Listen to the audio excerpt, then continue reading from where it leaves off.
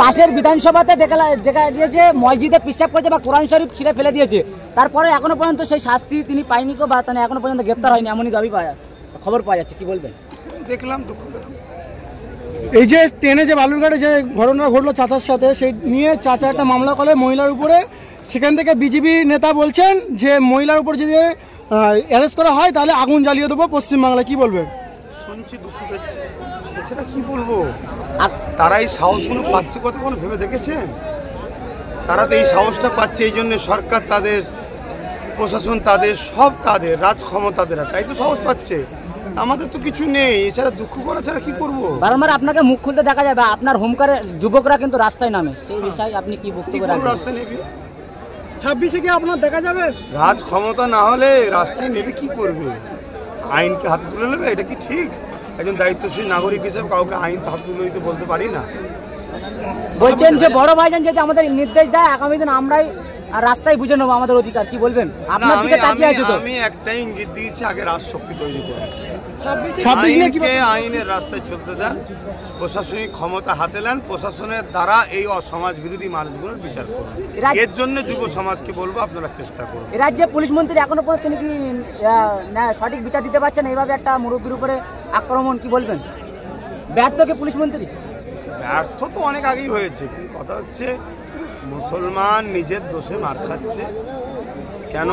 সামান্য ভাতা বা ভাড়া নিয়ে মুসলমান রাজ্য সরকারের কাছে বিক্রি, বড় একটা অংশ, সবাই বলবো না, এর জন্য আজকে দুর্দশা হচ্ছে ভাই, এছাড়া আমার কিছু বলার নেই। আগামী দিনে এই প্রতিবাদের কারণে বা শক্ত একেবারে জমিন শক্ত করার জন্য বা অধিকার ছিনিয়ে নেওয়ার জন্য রাজনীতির ময়দানে কি আপনাকে দেখা যাবে? আপনি তো একেবারে রাজনীতি করছি তো, আমি রাজনীতি করি তো, আমি আইএসএফ করি। আইএসএফের ব্যানারে 26 বিধানসভা কি বার্তা দিচ্ছেন? মানুষের অধিকারের জন্য যে দেশের সংবিধানকে বাঁচাবার জন্য, মানুষের অধিকারের জন্য কথা বলা, এটা আমার ধর্মীয় কালচার, এটা আমার ধর্ম শিখিয়েছে। আমি একজন পীর সাহেব বা পীরজাদা যে ভাষায় আপনি ডাকেন, ওটা আমার ধর্ম আমায় শিখিয়েছে। মানুষের অধিকার, মানুষ গরিব মানুষ, মুসলিম মানুষের পাশে দাঁড়াও, দেশকে ভালোবাসো, দেশের সার্বভৌমত্ব নিরাপদে রাখো, এর জন্য তুমি কাজ করো, এটা আমার ধর্মীয় কাজ, আমি করছি তো। বাংলায় যা ঘটছে 26-এ কি বিধানসভা ভোটে আইএসএফের ব্যানারে আপনাকে লড়াইয়ের ময়দান দেখা যাবে বা প্রচারে?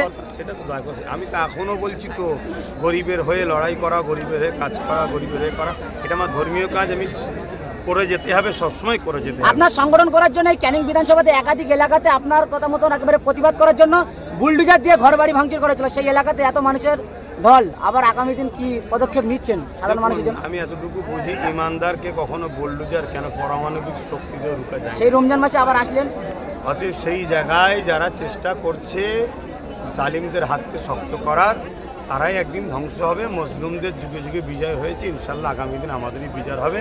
ভালো থাকেন। লাস্ট কোশ্চেন, 26 বিধানসভা মানে সাধারণ মানুষের কি কথা বলবেন?